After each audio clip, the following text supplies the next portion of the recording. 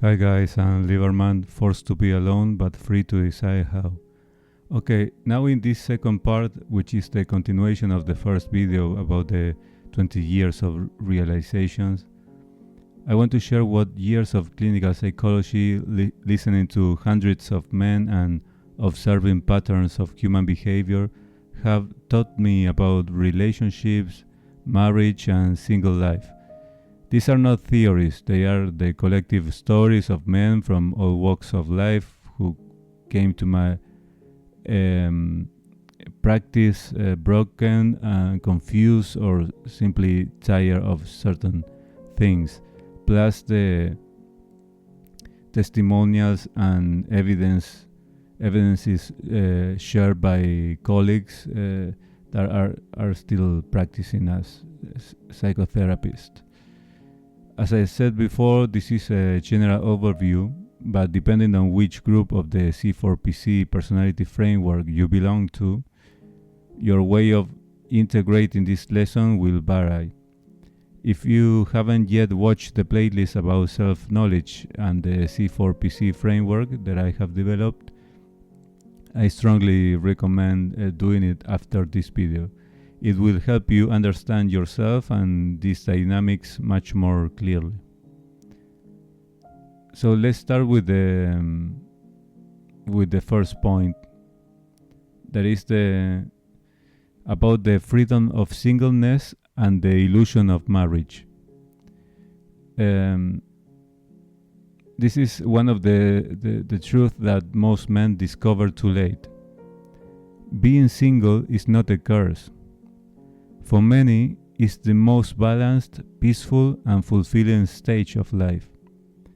Married men often imagine that marriage equals stability, affection, or companionship. But most of men I met after 15 or 20 years of marriage said they felt more like co-workers raising children than romantic partners. The energy of courtship disappears, the home becomes an office over time. Sex becomes negotiation about chores, moods, or obligations. The man who believed that marriage guarantees intimacy realizes it's actually the opposite. It often erodes it. Meanwhile, the single man keeps his autonomy, his energy, his curiosity for life intact. And the second point is about emotional independence. The hardest thing for most men to accept is that you are not responsible for another person's happiness. I spent years and saw countless patients trying to make partners happy. Trying to apply at all costs the happy wife, happy life. What was the result? Well, burnout, frustration, and loss of self.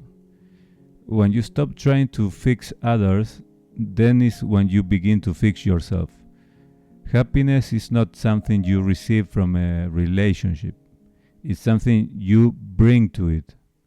And when both partners bring their own internal peace, love can actually flourish. But if one partner depends on the other for emotional regulation, the relationship becomes a slow mutual distraction. Then other point is about control and autonomy. When you live alone, you control your whole environment, your time, your space, your money. You decide what to eat, where to go, how to spend your weekend. Freedom from constant judgment or criticism is one of the most underrated sources of peace. Married men often describe their homes as places of tension and surveillance, where every action is observed and evaluated. Living single removes that psychological pressure. And autonomy doesn't mean loneliness, it means clarity, the ability to be with others by choice, not by fear of being alone. The next point is regarding financial and lifestyle freedom. Financial independence is not just about money, it's about freedom of movement, to travel, to invest, to change careers without negotiating every decision with a woman. Many men, especially after divorce, rediscover joy when they realize that I don't need to ask permission to live my life. So you can book a flight, you can move to another city or buy something meaningful to you without conflict. That level of control restores the psychological balance men often lose in long-term cohabitation. Another important point is about the myth of the fear of being alone that many men share to have. One of the strongest cultural manipulation men face is the idea that being alone is failure, when it's actually not. It's just evolution. Most men who fear solitude have never truly experienced it. Only loneliness within bad relationships. Being alone, truly alone, can be healing. You can think clearly, you can reconnect with your purpose and rebuild without external noise. And once you learn that you don't need constant company to feel alive, your relationship become choices, not survival strategies. Then another important point is about parenthood and emotional balance. For divorced fathers, being single can actually make them better parents. Without constant argument or emotional instability from the other side, they can offer calm, reason, and presence to their children. Many told me, for the first time, I can just enjoy being with my kids. No tension, no hidden fights. That is emotional leadership. No control, but balance. And the next point is about the loss of purpose in modern marriage. Modern society turned marriage into a contract of duties, not a deep bond of meaning. And when men lose autonomy, when their roles are reduced to provider and emotional punching bag, purpose fades.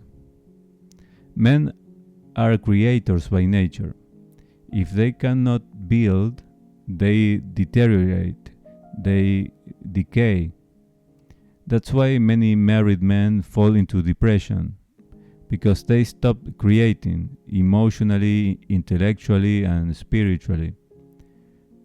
To feel useful, a man must build something.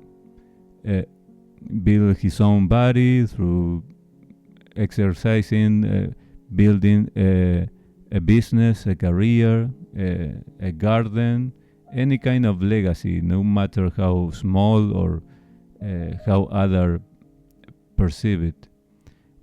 Without creation, a man cannot feel complete, or that he's accomplishing any mission in this human experience. Then another important point is regarding time, how to handle energy and the value of presence. Time is your most sacred resource. If you don't value it, no one else will. So don't waste it trying to fix broken people. to earn validation from those who don't care or please everyone. Every moment you spend in environments that drain your energy, you're telling life, I don't respect myself. And so the real secret of happiness is not doing more, it's removing what drains you. Then, after thousands of hours listening to men in these last 20 years or more, because I even been perceived as a psychologist when I was a teenager, and strangers also talked to me in the street when I was 15 years old. One truth repeats endlessly. Almost all pain comes from refusing to accept reality. So they stay too long in toxic jobs, they stay too long in toxic relationships, they fought too hard for women who didn't love them, they trusted systems that didn't care for them. For those who finally accepted life as it is, that is raw, imperfect, and temporary, they found peace. They stopped chasing external meaning and began creating inner meaning. So if I could summarize everything I've learned in these last 20 years, roughly, it would be this. No one is coming to save you, but you don't need anyone to. You are fully capable of rebuilding yourself from zero. Discipline will take you further than motivation. Solitude will teach you more than 1,000 relationships. And gratitude, not success, will bring you peace. You don't need to live a perfect life, and even less for the eyes of the other people. You just need to live one life that is actually authentic.